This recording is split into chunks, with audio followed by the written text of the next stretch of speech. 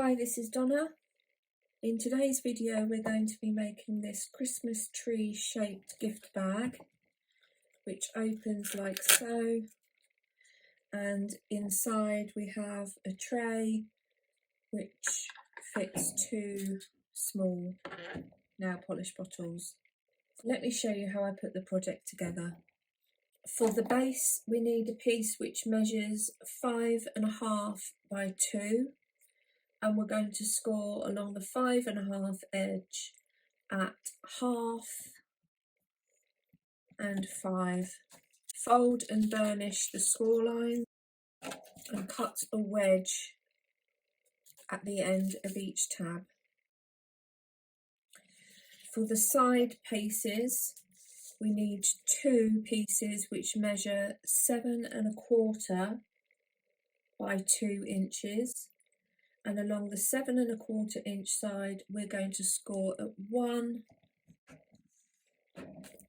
and 6.5. We're going to do that on both pieces and fold and burnish the score lines. We're going to take our base piece and we're going to adhere the 1/2 inch tab to the 1 inch section of the side panel. So I'm going to add glue to the 1/2 inch tab, add our side panel and ensure that the piece lines up and sits squarely. We're going to do the same on the other tab at the other end of the base. And we have now effectively created the outer cover for our box.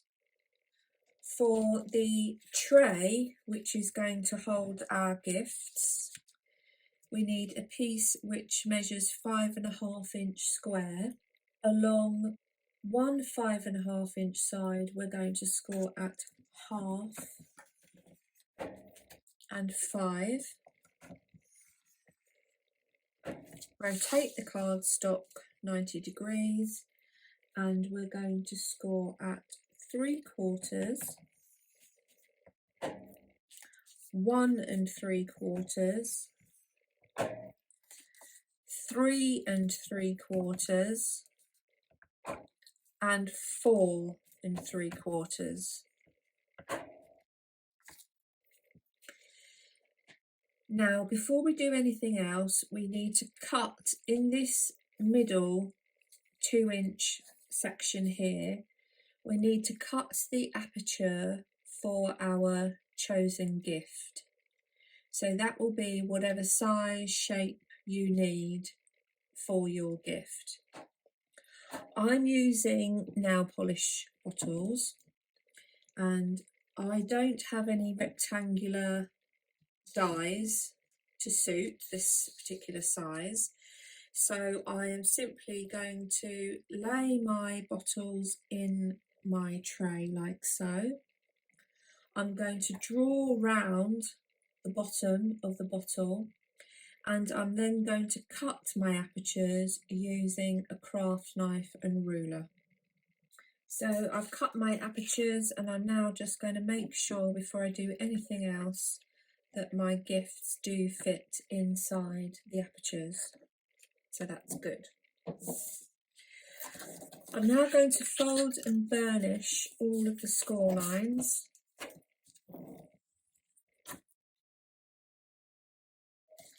And I would just point out that if you did want to have some decorative paper on this edge, on this top face here, I would adhere that down before I try and cut the apertures. So I'm now going to cut away the 4 corners.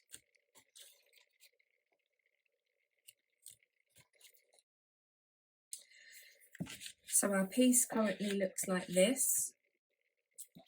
I'm now going to cut up each of the score lines along the outer edges and I'm also going to go round and cut a wedge in each of the tabs. I'm going to take my outer shell and I'm going to use my construction glue to glue down the base tabs in the first instance. I've created wider tabs here and I'm using my construction glue because this almost fits the whole base of the section, and therefore if I did decide that I wanted to add anything that was slightly heavier, I know that I've got the strength. I'm going to adhere this into the panel at the bottom and just make sure to get my edges lined up and my tray sitting square. Just going to go in through the aperture and just with my score tool just press that down. Using my quick grab glue, I'm going to add glue to the top of that tab and the top of that tab. Press that down. I'm going to add glue and pull up the outer section. Again, I want to make sure that this is sitting squarely, like so. So I'm going to set that aside to dry whilst I work on the doors.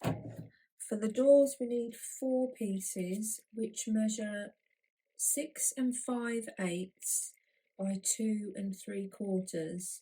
Along the 6 5/8 side we're going to score at 6 1/8. We're then going to rotate so the 2 3/4 inch is at the top, and we're going to score at 1/2 inch.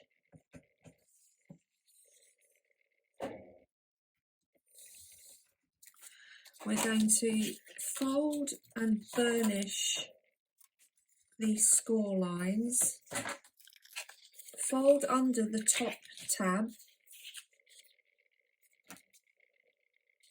and we want to make a pencil mark or a notch mark with our stylus at 2 inches, like so. We're then going to fold under the long 1/2 inch tab, lay it up into the scoreboard, and we're going to make a mark at 1 inches.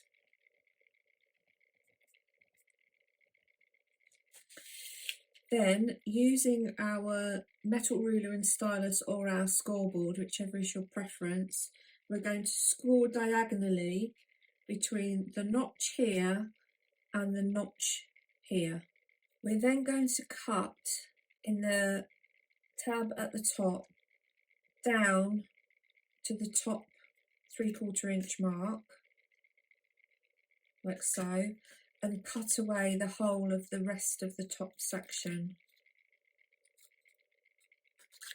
So we're just left with this small tab at the top, which we're going to cut a slight wedge into.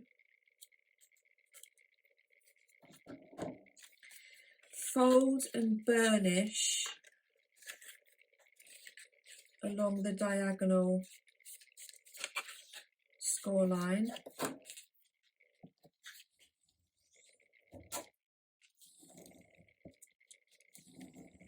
Like so. And then we want to cut up the 1/2 inch score line up to the 1 inch notch, like so, and then cut away at an angle so we end up with a piece that looks like this. Then what I'm going to do is I'm going to create a 1/2 inch tab which will run from the top down to this bottom corner. So we end up with a piece which looks like this.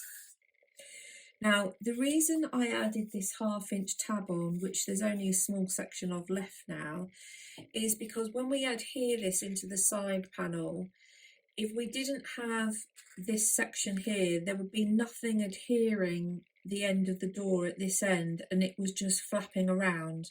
So hence I've added the 1/2 inch tab at the beginning. So what you want to do is create 2 doors exactly the same, and then you're effectively creating 2 doors which are going to be flipped. So your score lines will be the other way. As I've got paper which is the same both sides, I can just, when I go to score, I will score that way to create my right hand door as I'm looking at it. I'm just going to shape this tab a little bit more. Our door will sit on the front like so. We'll run glue along the 1/2 inch tab and along the tab at the top. And then the side section will flip up and we will secure the door in place. You will find this easier, and you'll find it easier to put together if you burnish thoroughly. So I'm going to add my quick grab glue.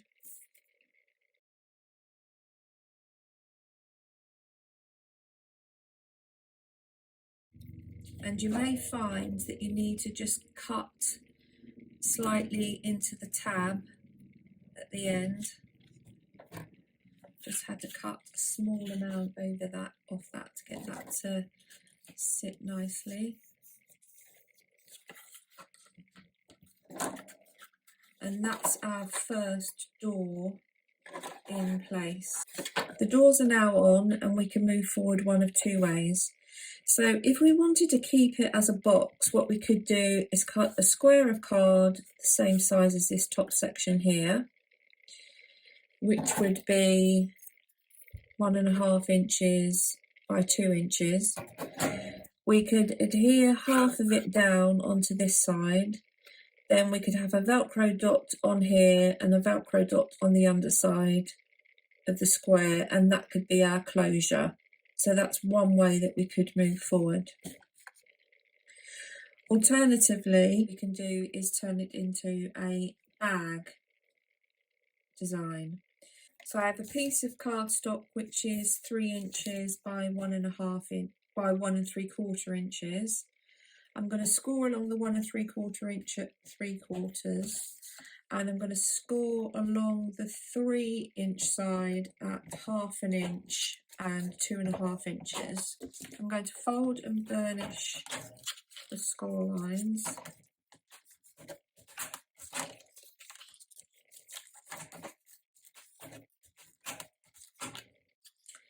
And I'm going to cut away the 2 lower tabs and cut a wedge into this upper tab.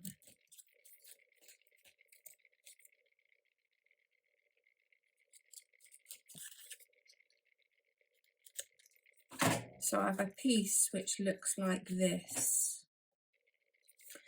And my plan is that I'll add glue to the whole of this top section. This will sit inside the top here. I can then use this section here to A, add my handles, and B, add my Velcro dot. So if I put one of these on both sides, they will then meet together in the middle, and that will become my closure. It opens like so. I will add some handles onto this element here, and I will add a Velcro dot once this section's dry. So I'm now going to get on with my decoration. So here's the finished project. I've added mats and layers to the front. I've added handles to the top, and for that I've used 2 nesting oval dies, which I've cut 4, adhered to together, and then I've glued those onto the 1 inch panel here, added my Velcro dot for closure. For the top decoration I've made my own bow, and for that I've used the smallest layer die which was in this ultimate gift bow die set. I've cut 10 pieces and then created the bow design on the top. I'm really happy with how the project has come out, and as I said earlier, you can make this any size or shape you need, and certainly if you had a shorter gift you could, for instance, make it this tall, and then I think it would look quite sweet decorated as a gingerbread house. So I hope you've enjoyed today's video. If you have, please consider subscribing to the channel and hit the notification bell. Until next time, thanks for watching.